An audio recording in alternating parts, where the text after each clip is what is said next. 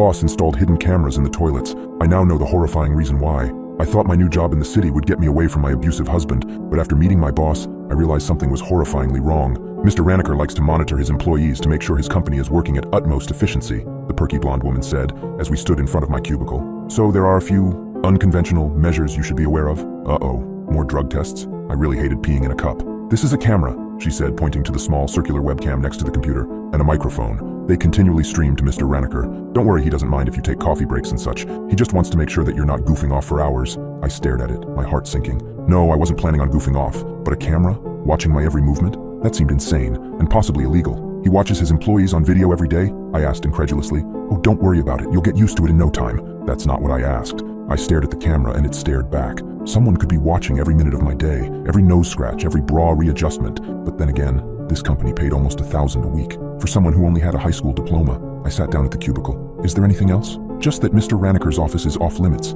He doesn't like to be disturbed, so please don't go to him at any hour. Oh, great. He likes to watch us, but we can't even look at him. Okay, thanks, I said as she hurried away. Then I was sitting in front of the computer. On my right was an older man, and on my left, a woman about my age. They sat in their cubicles, laser-focused, eyes glued to the screen, fingers racing across the keys. Hi, I said softly. They didn't reply. Okay, I get it. This place is kind of intense, but that's what you get when they pay you the big bucks. I glanced up at the camera one last time, then got to work. At around 12:15 p.m., I left to get lunch at Bojangles. As I stood up, I noticed only a few other people were missing from their cubicles, which was weird. At my old job, the place would be a ghost town by 11:55. I got back to the office at around 1:05. I returned to my seat, plopped my Coke on the counter, and turned to the computer. What? A small message had popped up in the right-hand corner. Please do not take a lunch longer than 30 minutes. My heart began to pound. I turned around, as if I expected someone to be standing there watching every move over my shoulder, but there was no one there, of course. Just the camera, always watching. I leaned towards the woman next to me. Hey, did you know about the lunch rule?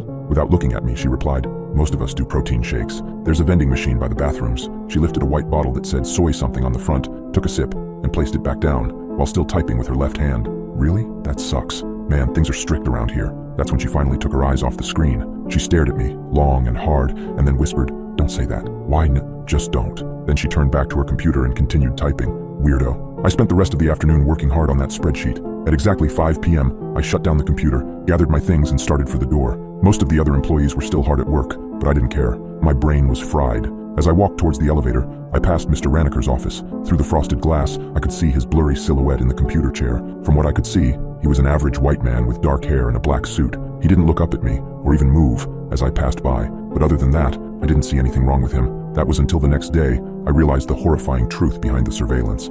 The next morning, around 10, I decided to take a coffee break, not knowing this would be my biggest mistake. The break room was small but clean. A pot of fresh coffee sat in the coffee maker, and I poured myself a cup. As I grabbed a few creamers, I heard a voice behind me. "You're the new hire, aren't you?" A tall woman with a husky voice stood there, wearing a skirt that looked about 2 sizes too small. She looked me over and then broke into a smile. "I'm Becky," she said, extending a hand. "I'm Stella," I said, swirling cream into the coffee. "How do you like it here so far?" "Well, it's actually kind of intense." She shook her head, then pointedly stared at a spot above my shoulder. I turned around. There was another camera. I was about to go for a smoke break. "Want a cigarette?" "Oh, I don't." She grabbed my hand and squeezed it so tight it hurt. "Yes, you do. Come on." We made our way out of the building, to the entryway in front. The cold wind swept through, numbing me to the core. She pulled out a cigarette and lit it. Then she pivoted away, into a recessed alcove, in the brick, and threw the cigarette on the ground. "What are you?"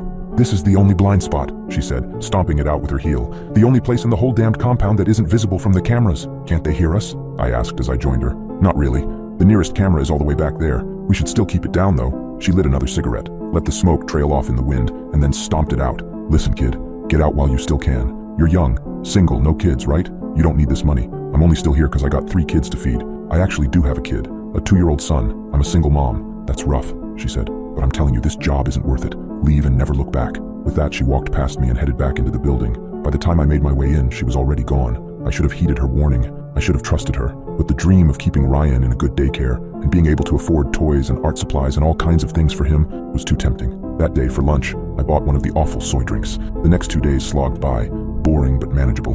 No more creepy pop-ups. I guess I was working at a pleasing efficiency to Mr. Raniker. I was just starting to feel good about everything. Then Friday happened. Around 10 a.m. I made my way to the bathroom. While washing my hands, I checked my reflection in the mirror. Dark circles fell under my eyes and my lips were pale. I hadn't gotten much sleep the night before, so I pulled out my red lipstick and leaned in close to the mirror to put it on. That's when I realized it was a one-way mirror. I could see the faint outlines of something on the other side, long and straight like a couch or a wall, but I couldn't quite make out what lay beyond. Feeling uneasy, I made my way out of the bathroom. The clacking of keys once again filled the air, and I took a seat in front of the computer. I'd only been working on the spreadsheet for a few minutes when I got the notification. Red lipstick is prohibited in the workplace. I froze. Someone was watching me. Had someone been standing on the other side of that one-way mirror, or did they just notice now, on the webcam? Was he watching me right now from his computer? Hands shaking, I grabbed a tissue and wiped the lipstick off. I waited, wondering if I'd get another message. Instead, the message just disappeared after a few seconds. For that whole day, I found myself constantly glancing at the webcam, wondering if I were being watched. There were at least 50 other employees.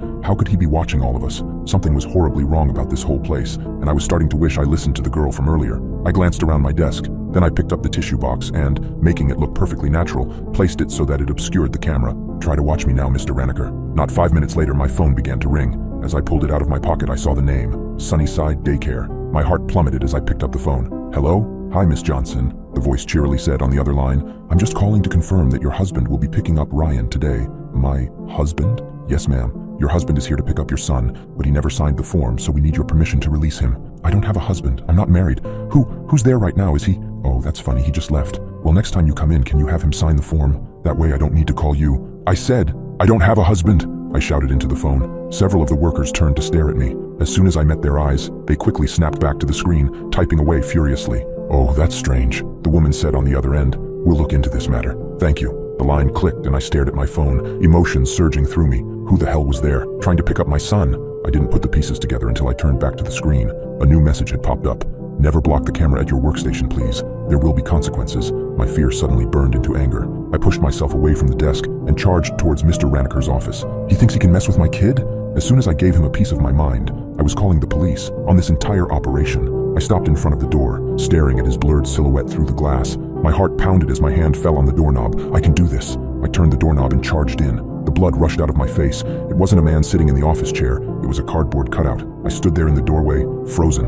The clicking of keys still filled the air behind me. Either no one looked up, or they knew that their boss's office was occupied by cardboard. I quickly searched the room. In the corner of the office was a desk with a laptop. With a sick sense of dread, I slowly approached it. The screen was lit up, displaying a video. My hands shook as I saw what was on the screen. It was a live handheld video of my son Ryan, playing in our living room at home. Toys strewn about, his laughter echoing through the quiet room. My heart was pounding so loudly, I could barely hear anything else. I felt the ground shift beneath me. Suddenly, a notification popped up on the screen, blocking the view. The message was from an unknown sender. You need a work-life balance, it read. We will assist with this. Please head back to your cubicle. Your shift is not over.